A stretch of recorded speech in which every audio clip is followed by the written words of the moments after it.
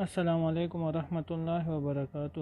Islamic بیانات کی جانب سے مولانا عبدالستار صاحب کی آواز میں بہت ہی اعلیٰ کارگزاری، پاکستان کے زوال کی بڑی وجہ، بہت ہی اہم بیان۔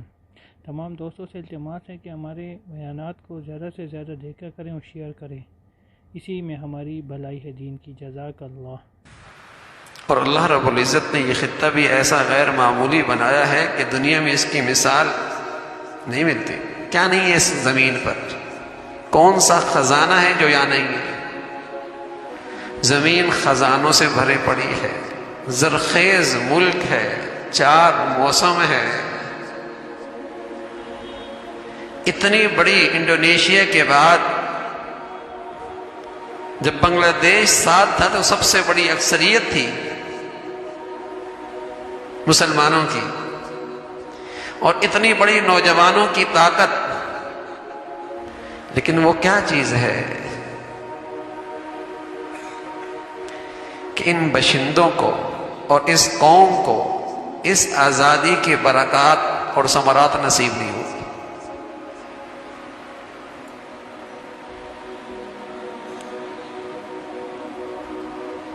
وہ کیا چیز ہے؟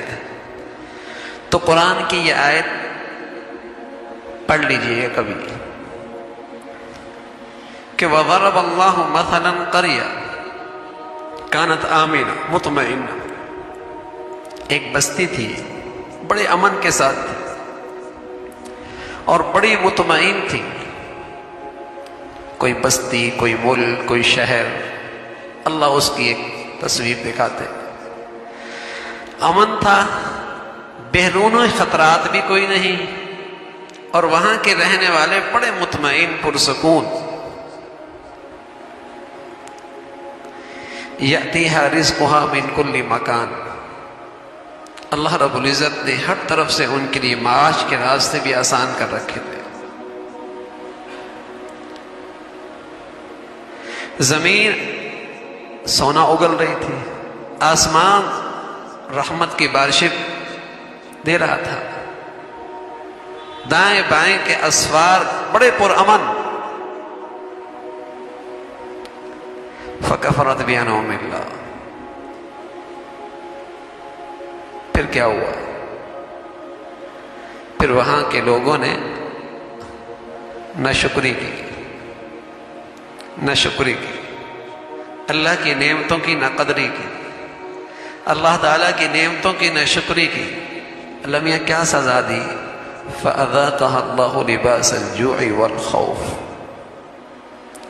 ان پر فقر و فاقہ مسلط ہو گیا، معاشی تنگی مسلط ہو گئی، اور اس سے پڑھ کر یہ خوف زدہ رہنے لگ گئے۔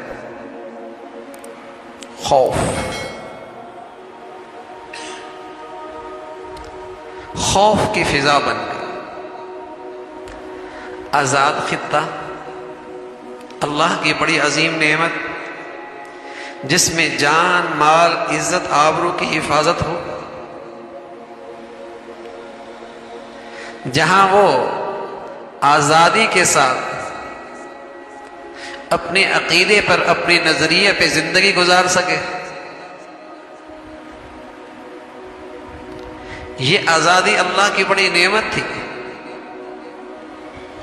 فکفرت بانعم اللہ، نعمتوں کی ناشکری کی کہ اللہ نے یہ ملک دیا تھا، وعدہ بھی کیا تھا، اللہ کے بندوں سے وعدہ بھی کیا تھا، پھر عہد توڑا، دھوکہ کیا، اور اسلام کو یہاں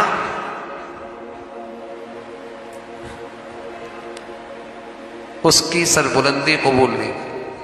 عجیب بات ہے، ہمارا ملک مسلمانوں کا، حکومت مسلمانوں کی، سرکاری مذہب اسلام،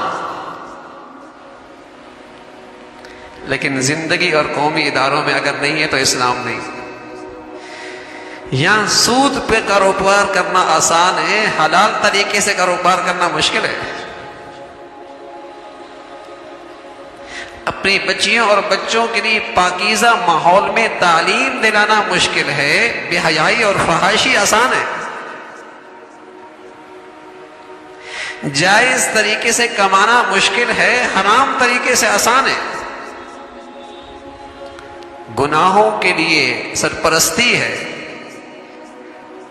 اور گناہگاروں کے لیے ٹھاٹ باٹ ہے، اور نیکی اور نیکوں کے لیے راستے بند ہیں۔ جب اللہ کی اس نعمت کی ناقدری یوں کی، اللہ حفاظت فرمائے، ایک حصہ اس کا کٹ گیا، جسے آج ہم بنگلہ دیش کہتے ہیں۔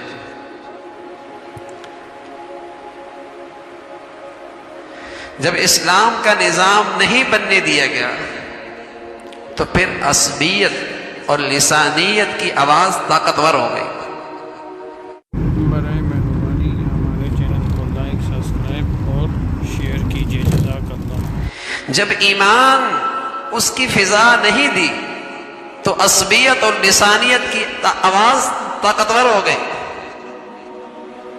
پھر باطل نے فائدہ اٹھایا اور مسلمانوں کی اتنی بڑی طاقت مسلمانوں سے جدا ہو، اور بقیہ جو حصے رہ گئے ہیں عجیب شان ہے۔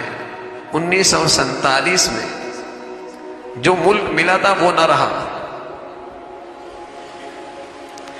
اور 1947 میں جیسے ہم متحد تھے آج ہم متحد بھی نہ رہے، ہر ایک دوسرے کو کھانے کو دوڑ رہا۔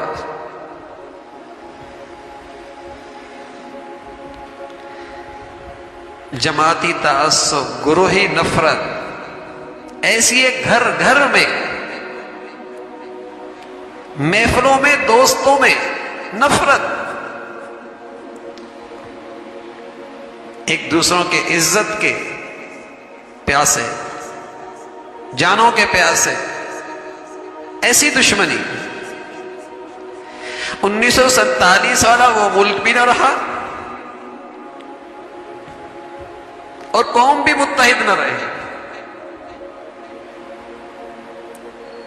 اور یہ نفرتیں بھی سب ان کی خاطر ہو رہی ہیں، اللہ معاف فرمائے، جو اقتدار میں ہیں یا اقتدار سے باہر ہیں۔ جب ان کو اقتدار ملا، انہوں نے اسلام کے لیے کوئی ایک حکم بھی نافذ نہیں کیا، ہاں اسلام کے خلاف سب کچھ کیا، اور کر رہے ہیں اور کرتے رہے ہیں، جو اقتدار میں ہے یا اقتدار سے باہر ہے۔ پوری اسلامی دنیا میں آپ دیکھیں، مسلمانوں کو آزادی ملی، اللہ نے ان کو ملک دیے، لیکن ان ملکوں میں انہوں نے اسلام کو تحفظ نہیں دیا، ان ملکوں میں انہوں نے اسلام کو بالادستی نہ دی۔ آج بتائیے، نہ ان کی جغرافیہ حالت وہ رہی جب وہ آزاد ہوا تھا، اور نہ ہی ان کا آج نظریاتی ملک ویسا رہا جب ان کو وہ ملک ملا تھا۔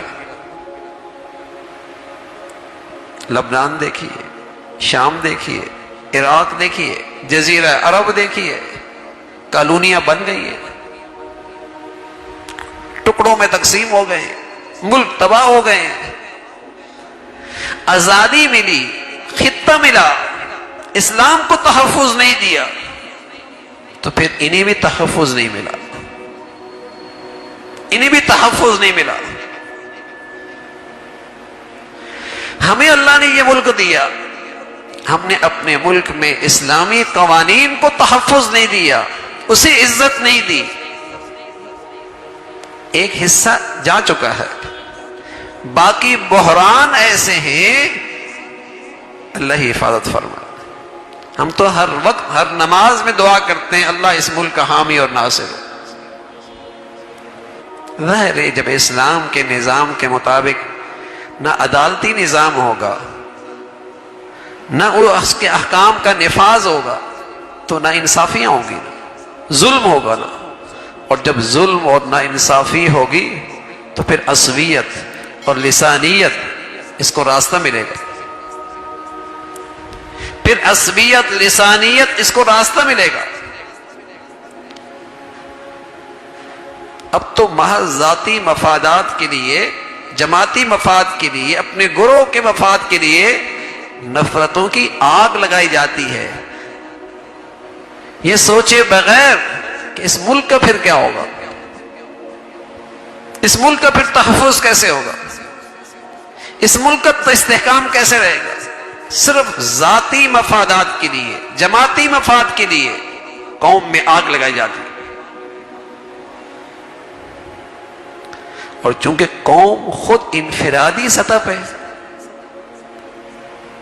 اپنی دینی زندگی سے دور ہوتی چلی جا رہی ہے، تو سب سے پہلے اللہ نے جو چیز لی ہے وہ شعور لیا ہے، وہ عقل لی ہے، وہ سمجھ بوجھ لی ہے، اور نتیجہ یہ ہے کہ انہیں بے دین قیادتوں کو 75 سال سے آزما رہے،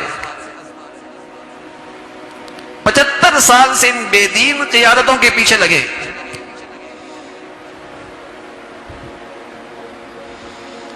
کیا ملا؟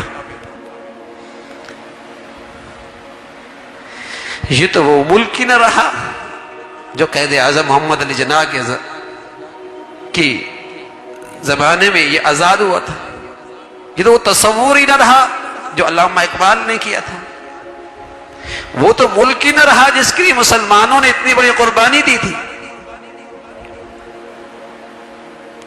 یہاں تو مسلمان اتنے متحد تھے اس ملک کی حفاظت کے لیے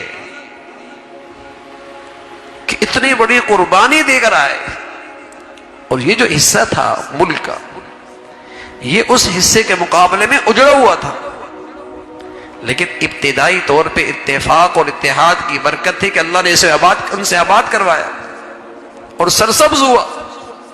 جب اللہ نے نعمت دی اور ناشکری ہوئی، پھر ان کی زندگی خوف زدہ ہو گئی۔ اللہ نے برکتیں اٹھا لی، مدد اور نصرت اٹھا لی، معاشی پریشانی ایسی، اللہ معاف فرمائے، کہ بھیک بھی مانگتے ہیں تو اللہ کے دشمنوں سے مانگتے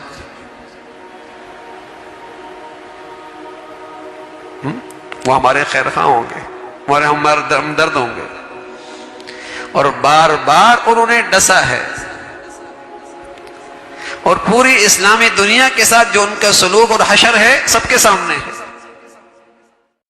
تو آپ لوگوں نے مولانا عبدالستار صاحب کی یہ کارگزاری سنی، جس میں یہ بیان کیا گیا ہے کہ حکومت ملنے سے کیا ہوتا ہے اور کیا نہیں ہوتا۔ یہ تو قیامت کے دن پتہ لگے گا۔ جو انصاف کرتا ہے اپنے عوام کے ساتھ اور جو ناانصافی کرتا ہے سب کو پتہ ہے۔